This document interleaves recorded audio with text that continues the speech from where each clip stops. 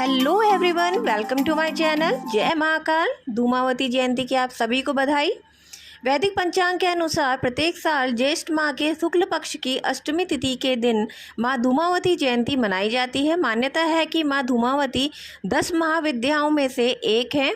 पौराणिक कथाओं के अनुसार माँ धूमावती धुएं से प्रकट हुई थी। मान्यता है कि माँ धूमावती के समान इस संसार में कोई शक्ति नहीं है, इसलिए जो साधक हैं उनके लिए धूमावती जयंती के दिन माता की पूजा का विशेष महत्व है। इस दिन विधि विधान से पूजा करने से विशेष लाभ मिलता है, साथ ही सारी मनोकामनाएं पूर्ण होती हैं। धूमावती जयंती कब मनाई जाएगी? धूमावती जयंती बेहद शुभ मानी जाती है। इस दिन माता पार्वती के विभत्स रूप की देवी धूमावती की पूजा होती है। ज्येष्ठ माह के शुक्ल पक्ष की अष्टमी तिथि को धूमावती जयंती मनाई जाती है। इस साल यह 14 जून 2024 को मनाई जाएगी। माँ धूमावती 10 महाविद्याओं में से एक है, 7वीं महाविद्या है। इन्हें अल्पलक्ष्मी के नाम से भी जाना जाता है, क्योंकि कहा जाता है कि माता धूमावती की प्रार्थना करने से उनके जीवन के सारे समस्याओं का अंत हो जाता है। कैसे लिया देवी पार्वती ने माँ धूमावती का रूप? हिंदू पौराणिक कथाओं के अनुसार एक बार देवी पार्वती भूखी थी और उन्होंने अपने भूख मिटाने के लिए भगवान शिव को निगल लिया था। हालांकि भगवान शिव की प्रार्थना के बाद उन्होंने उनको वापस से अपने मुख से बाहर निकाल दिया था। ऐसा कहा जाता है कि इस घटना के बाद भोलेनाथ ने उन्हें अस्वीकार कर और उन्हें विधवा रूप धारण करने का श्राप दे दिया। उसी के बाद विधवा स्वरूप को माँ धूमावती के नाम से जाना जाता है। धूमावती जयंती पूजा विधि। वैदिक ज्योतिष शास्त्र के अनुसार धूमावती जयंती के दिन प्रातःकाल उठकर सबसे पहले स्नान ध्यान करें। उसके बाद घर के मंदिर को गंगा जल से पवित्र करें।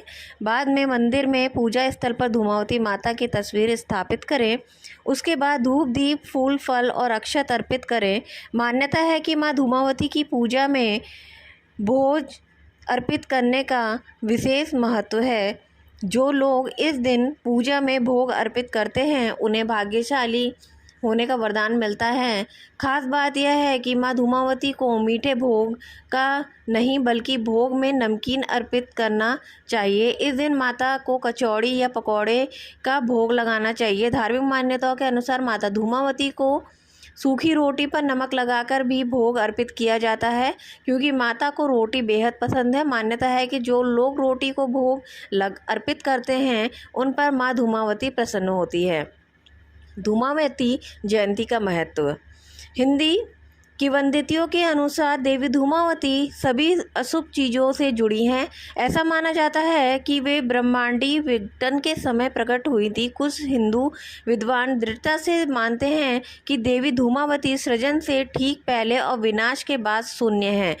देवी को घोड़े रहित रथ पर बैठी एक बदसूरत बूढ़ी महिला के रूप में दर्शाया गया है। कभी कभी उन्हें कौवे की सवारी करते हुए भी दिखाया जाता है। प्रतीकात्मक रूप से देवी धूमावती भक्तों से सतही चीज़ों से परे देखने और सर्वोच्च सत्य में अपना विश्वास बढ़ाने का आग्रह करती हैं, जिससे सुंदरता और क्रूरता दोनों उत्पन्न होती है। माता धूमावती का स्वरूप भले ही भयानक और डरावना हो, लेकिन वह हमेशा अपने बच्चों पर आशीर्वाद देती हैं और पृथ्वी को सभी पापियों और राक्षसों से मुक्त कराने के लिए उनका अवतार हुआ है। प्राचीन काल में भी संत परशुराम, भृगु और दुर्वासा ने विशेष शक्तियों की प्राप्ति के लिए देवी धूमावती की पूजा की थी। कुछ क्षेत्रों में उन्हें एक सुरक्षात्मक देवी के रूप से पूजा जाता है। तांत्रिक साधक जीवन में आने वाली सभी बाधाओं को दूर करने और अपनी इच्छाओं की पूर्ति के लिए देवी धूमावती की पूजा करते हैं। उन्हें इस दुनिया के कलह समस्याओं का समाधान प्रदान करने के लिए कलह प्रिया भी कहा जाता है। ऐसा माना जाता है कि धूमावती जयंती के दिन देवी धूमावती की एक झलक भी देखने वाले पर दिव्य आशीर्वाद की वर्षा होती है।